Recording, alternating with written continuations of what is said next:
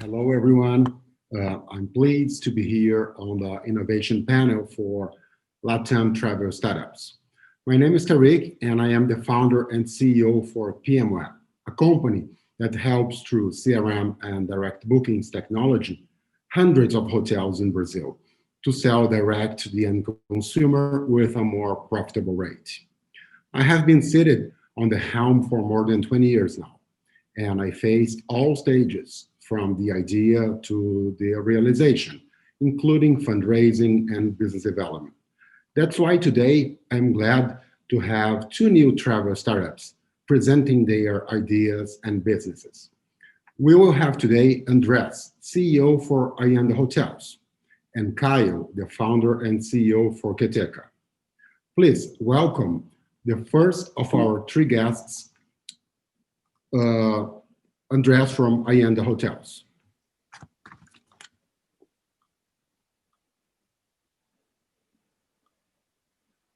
Hi, Tárik. How are you? Yes, I can. Yeah, that's perfect. Okay, well, Tárik, thank you very much, and thank you for having me here. So I'm the CEO and founder of Ayanda Hotels. We are a budget hotel chain located in Colombia as our headquarters, but we have operations in both Colombia and Peru. We have near 200 hotels signed under our brand. What we do is we take hotels, we franchise them, and we turbocharge their performance, their revenues, and we standardize with our brand and distribution that we handle over across OTAs and our own direct channels like web, app, etc. So we've been around since 5 years from now, but the first 3 years of the company, we were a property management software, and then we evolved to become a hotel chain. We're currently the largest hotel chain in Colombia, and we've raised so far $10 million from different kind of investors across the region. Okay, nice. Thanks, Andrea. So also, I would like to welcome Kyle from Keteka, who will have a couple of minutes to pitch and present us his company and vision. Hello, Kyle. Hello. There you go. Hello.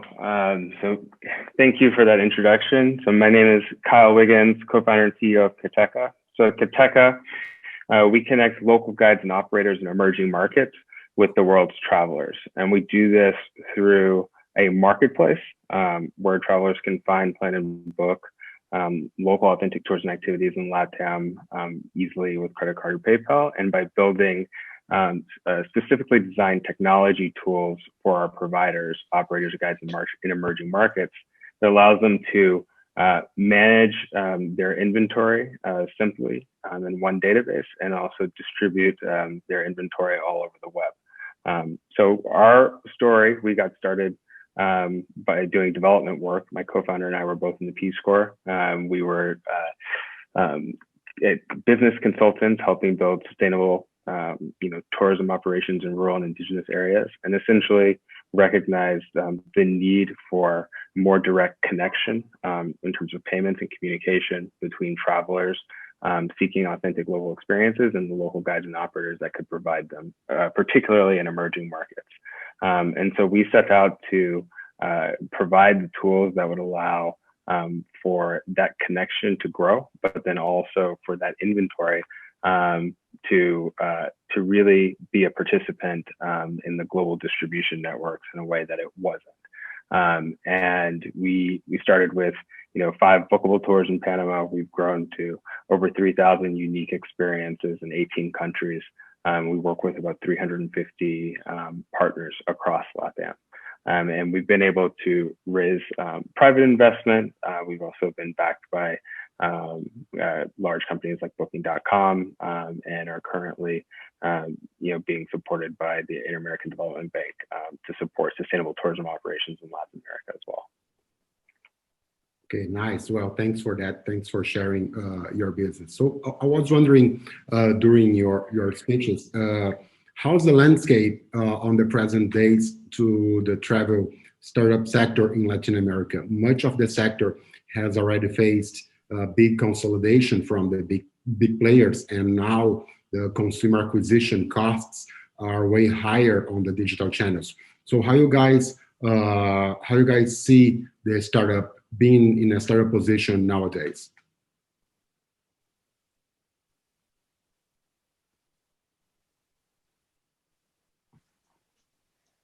Yeah, in our case, like even the online travel landscape on digital ads have been really competitive since the last couple of years. The reality is, at least in our case, like 50% of our travelers can even come through walk-in. So there is a entire amount of people that doesn't even go to online to search and to do Trivago or Booking.com or whatever kind of comparison. So for us, it's like a super blue ocean in which we are like cracking the market right there, giving a special proposal for them.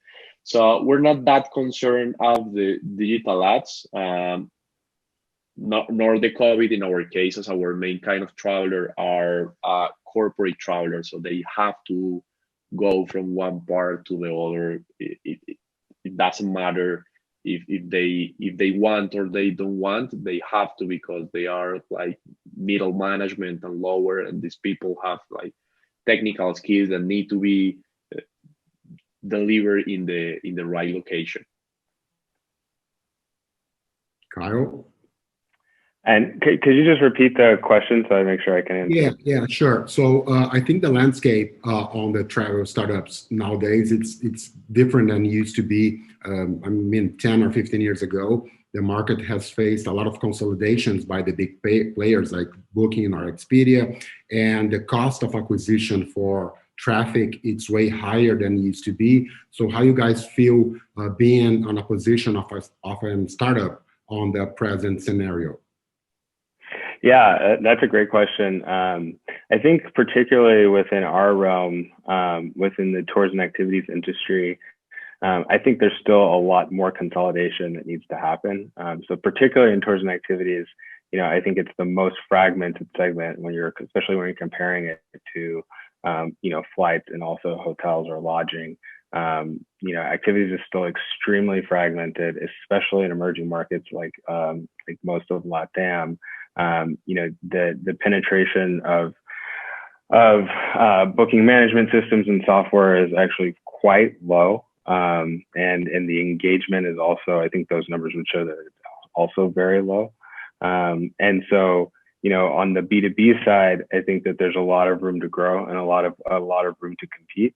On the B2C side, it still is difficult, but I think that taking the long tail keyword search approach to digital marketing, producing really good content that is further down the funnel is still a winning strategy, both in SEO and SEM.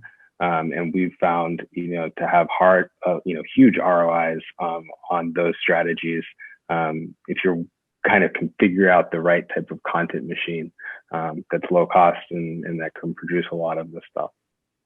Okay, nice. And do you think the big players are big enough to let some market opportunities to the smaller and quicker startups? So is this some of the opportunities you guys are seeking with your business? I can answer quickly and then let Ayenda answer. But I'd say, I think in our realm, we feel that, the bigger players are so big that it's almost cost prohibitive for them to kind of play the games that we're playing in terms of trying to acquire customers and figure out kind of the solutions, right, of getting all of these players online and driving that connection. So I think they're kind of waiting on the innovation to happen so that they can kind of buy their way into it. Yeah, I completely agree with what Kyle was saying. In our case, like probably 60% of the entire amount of hotels in Latin America are independent hotels. So these are really fragmented industry as well. So probably the only player that we can see is like Oyo. Entering both Mexico and Brazil, but still with a really, low amount of market penetration. So the reality is, in a country as big as Brazil or Mexico. There can be 2 or 3 kind of players, 2 or 3 times the size, the current oil you have right now. So this is not something that, this is something that probably is going to happen in the next 5 years, but there is a lot of room to space to grow as well. And from the B2B side, like Booking.com or Expedia, at least in our case, instead of being competitors, they are partners as well. So we bring the distribution with them. We have a great relationship with them as well, trying to get all those new customers that I can bring to the chain. So we're taking leverage of that strategy as well. Okay, nice. And how's the channels for you working? So direct versus OTAs and other channels. How you are seeing the changing and the shifting on the booking channels for you in the Ayanda Hotels? Well, during the pandemic and right now, it seems like Booking.com, and you can read that on their public filings, reports. They, turn the marketing spend probably and a half. So we're seeing those consequences in our reservations as well from that OTA channel. But in contrast, our direct channel continued to grow month over month, and we are already on our direct channel recovered versus pre-COVID. And the main reason was the kind of traveler that we really are behind, which is what the strategy that we call what I need, which is the kind of customers that need to travel from one place to another. So mainly work travelers. So those kind of travelers never go to zero, even during the pandemic. So we hold medical people in transportation, and that help us to refocus our company on that kind of customers. And that's why our direct channel right now is the same levels of the OTA right now, but better in comparison with our direct channel on the pre-COVID levels. Nice. And you, Kyle, do you use any direct channels, or you sell through intermediaries? No, we primarily are direct channels. We do have affiliate partners that we work with. And, what we're seeing is it's kind of even, across the board, it's really hard to tell over the last, 8 months or so. But what we're seeing is we're starting to see an uptick in both our direct channels and then also through our affiliate partners. What we anticipate is that there's going to be a lot more consolidation even in the next few months. I think that with the prospect of a vaccine coming out soon, and people thinking about the fact that travelers will start to come back, I do think, especially in our space, in tourism activities, there will be there should be some consolidation among big players, whether it's affiliate partners or it's like OTAs and direct players, to kind of be able to take advantage even more of when travel does come back strongly in the latter part of 2021, early 2022. Great. So I was wondering about that. If M&A or consolidation is part of your strategy, yours and of course from Ayenda as well. So you guys think on that, or remaining independent and a quick startup is something that you guys are more focused on? I can answer quickly. I think that for us, it's always going to be on our mind. It's not something that we're going to, we're always listening, right? So, and we're also, watching other players. We're seeing, we know about competition, know about other partners. It's just something that has to be the right fit, and it has to make sense. But there's potential for we're not shutting ourselves off from those types of mergers or acquisitions of other companies that we feel like solve a particular challenge for us. Nice. Yeah. How about you, Andrés? In our case, the reality is we're getting a lot of fun. We're having a lot of fun in Ayenda right now, so we are not thinking on any kind of M&As. We're more thinking, and we have plenty of, not revenue, runway, and the growth that we are having right now. We're kind of maturing as a company, so we were we went from the seed round to 3 people. We are right now 120. We are enjoying the process, and we think we can grow even more. There's a lot of plenty of space and amount of opportunities out there. So I think that's our plan A, and yeah, the B and the C one as well. So probably an M&A is our the last letter of the alphabet. Okay. Okay, cool. And how the oil example is shaping your decisions right now? They grew from scratch to a big company, and they face big challenges as well. So how you look on their example and how this is shaping your decisions on Ayenda? Yeah, well, the reality is we're much closer with Red Doors from Indonesia. They're doing a really great job on Southeast Asia. So we like to, follow in some way their advice and the things that they're doing right there, which we really believe in those things, which mainly are about density, having a lot of hotels in a single place, controlling the entire experience of the guests and doing the things the right way on a couple of locations really well done instead of spreading, across the world. So that's the real example that we're following. But the reality is, they have faced a lot of challenges in both Brazil and Mexico. I think they are learning how to do business in Latin America, and at the same time they had to refocus on their India and China business. So I think they have to move a lot of strategies before really cracking the market in both Mexico and Brazil. So the reality is we're kind of far away from them. We're in Colombia, we are in Peru right now. In Peru, we have around 10% of our portfolio, and we really focus on doing, really incredible experience in having, hundreds of hotels in those kind of countries before going and probably compete or at least stay in the same country as them. Okay, nice. So during this crazy year, I think that no other sector has faced more challenges than travel. So hotels were empty, the airlines were with their airplanes grounded. So how did you guys spend time this year rethinking and reassessing the opportunities that initially drove your strategy? So how you guys, it should be tough to be in a startup on this crazy year. So how you spend your time this year rethinking your strategy going forward?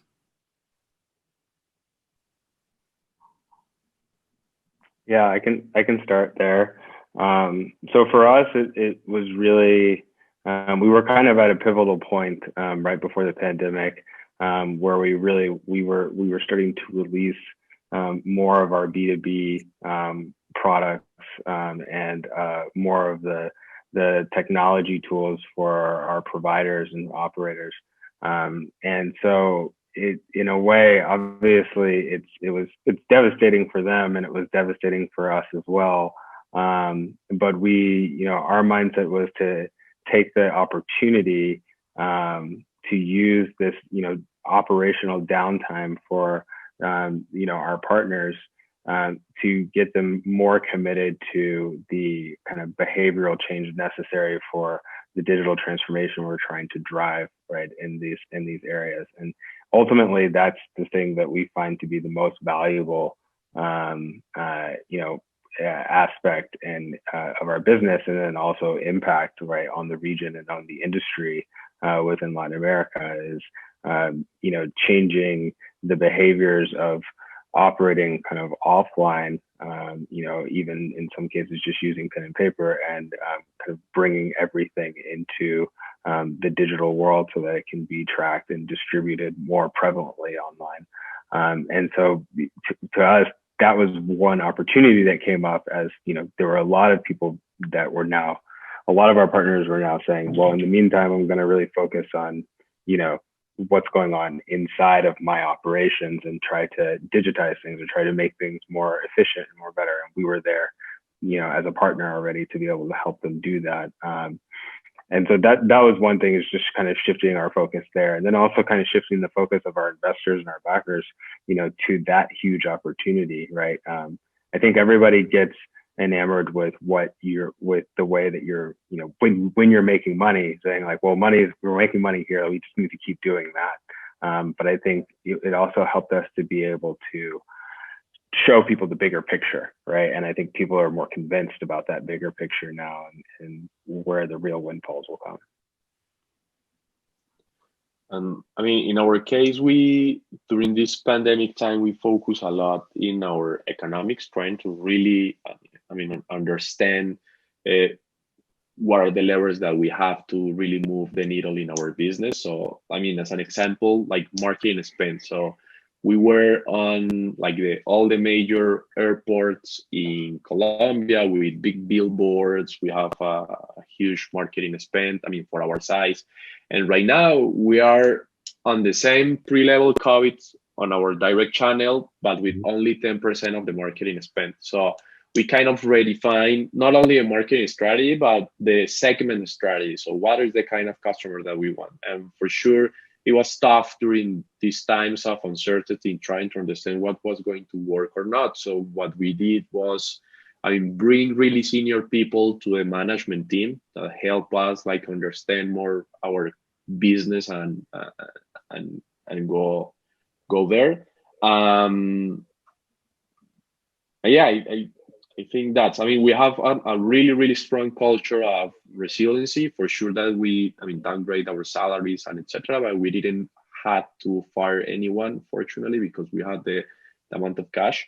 And everyone was, thinking all the time about how can we make progress on the amount of room nights. And I think we needed this kind of stuff in our lives as a company to mature and to really understand that everything can change from one day or another. And so I think it has made us a better persons as well as better professionals as well. Okay, nice. Thank you for sharing that. Well, congratulations for you all starting a company. It's never easy. So I really hope you guys thrive a lot.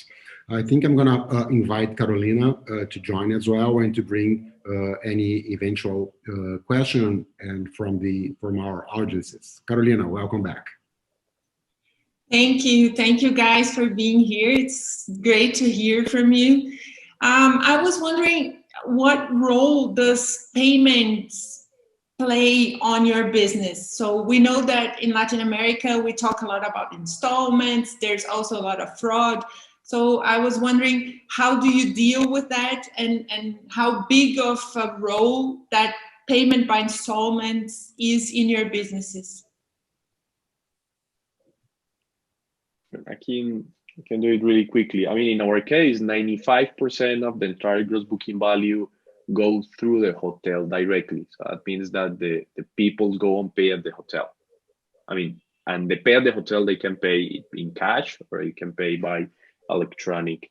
But what we see from the Ayenda perspective, the money that came directly through us is, less than 5%. So for us, it's not a big deal right now. I think this is going to increase, as has been increasing during the last decade, but we are, a couple of years behind to get to a point which really moves the needle for us. Yeah, and for us, I'd say the majority of our customers are coming from, outside of Latin America. So, those are the travelers that are actually paying for these trips, and the money does go through our systems, but we don't have a lot of issues with, fraud or anything like that. On the provider side too, we've been fortunate to not have issues with that. I think that has to do more with, we're not necessarily a volume operator, so it's not about as much the quantity of experiences on our side as it is the quality. So we vet and validate everyone that comes through. So we typically don't have too many. A lot of that stuff has been filtered out, and issues like that have been filtered out. So we haven't had too many problems with that at all up to this point. But it's definitely a valid question. Yeah. And Kyle, since we're here, your value proposition actually sells the social tours, the community involvement. How do you do that? How do you work with the local communities? How do you enhance their experience? How does that fits in the overall strategy? Yeah, for sure. So, I mean, I know it's interesting with our backgrounds, with my co-founder and I being in the Peace Corps and having worked in development first. A lot of times that is, and this is kind of also somewhat of a benefit, but also a hurdle that we had when we were first raising money is, you know, everyone kind of had in mind that this was a Peace Corps or kind of a nonprofit kind of thing. And this was very much a for-profit business from the beginning.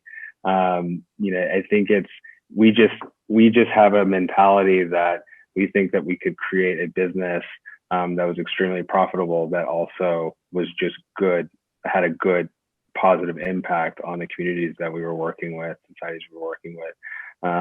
So I think we were taking kind of what the earned secrets that we had learned from actually being on the ground and working with, you know, smaller communities, rural indigenous communities and operators and guides. And we ended up with different perspectives than I think the players from more developed areas or the bigger players had, which was that, you know, the people in these areas were completely capable of using technology, and they were using technology every day. They were using Facebook. They all had smartphones. They were able to use technology in a way that I think the perception was that, you know, it was too much of a leap for them. For us, our whole hypothesis from the beginning was just that there needed to be technology designed specifically for their lifestyles and the way that they live. So being able to communicate through similar types of interfaces like Facebook Messenger or WhatsApp, and being able to accept payments that way and whatnot, was those were the challenges that we were looking to solve, and continue to solve for them in a way that allows them to participate right in the global kind of the bigger industry and the bigger economy. And we think that that's an extremely lucrative proposition, because it will bring way more people online, and allow everyone in the industry to kind of take advantage of the fact that they're all digitized now. Yeah, that's amazing, and super connected with consumer trends, moving, looking to buy from companies that are actually responsible, helping their communities. So I think it's a great job that you're doing there. Thank you. So just to bring the hot topic, did anyone buy stocks for the Airbnb, or did you? No, unfortunately not. I did not. I'm just wondering, I know as competitors that might not play well, but have you seen the IPO today? From 68, the initial shares, to 140 over now. So wow. It's a lot. It means a lot. So how does this great accomplishment from Airbnb plays in your businesses, like Airbnb experiences for you, Kyle, and Airbnb accommodation for you, Andrés? Yeah, I can say, I mean, for us, I think it's a really great thing for the industry, especially for the experiences. I think the experiences part of Airbnb is really kind of in its infancy. I mean, in the same for experiences across the board, the entire industry, like some things have been solved, but a lot of it hasn't been. Everyone still complains, right, about not being able to find things, and it still takes entirely too long for people to find the things that they really want to be doing when they're on vacation, that feel safe and validated, but also unique. And I think, you know, as technology continues to evolve, there's going to be more and more opportunities to kind of refine that experience. And also, as like what we're after is to bring, you know, more of those experiences into the more accessible kind of digitized format. So I think that it is, it's a great signal, and I think it should allow them to continue to innovate, and also allow them to continue to invest in companies that are innovating in that space, which I think is great. In our case, we're super happy because there is a lot to learn from Airbnb. So the way they take care of their guests, but as well of their host. I think they are really host oriented. They really take care of them. So we have a lot to learn from them, because even though we're a hotel chain, we have all these like families, hotelier families behind each one of the hotels and the front desk managers. So we haven't done a really, I mean, we have done a decent work with them, but I think we need to do an amazing job with all these families behind each one of the hotels to give them a purpose to wake up every single day. So I think Airbnb in some way have done really great job there. So even though, again, Airbnb is not a hotel chain, everyone say, I was on an Airbnb, but they don't say that with booking.com. I was on a booking.com. I was in a hotel. Mm-hmm. So I think they really done incredible things with the brand. So we're really, learning from them every single day. Well, nice. Well, thank you for that. I totally agree with. They created a new category, and they are inspiring all this disruption and revolution on the industry. I would like to hear from you guys if there's any tips you would like to offer for new startups that are every day popping up, especially in Latin America. So what you would like to say for new entrepreneurs that are creating or aiming to create their companies?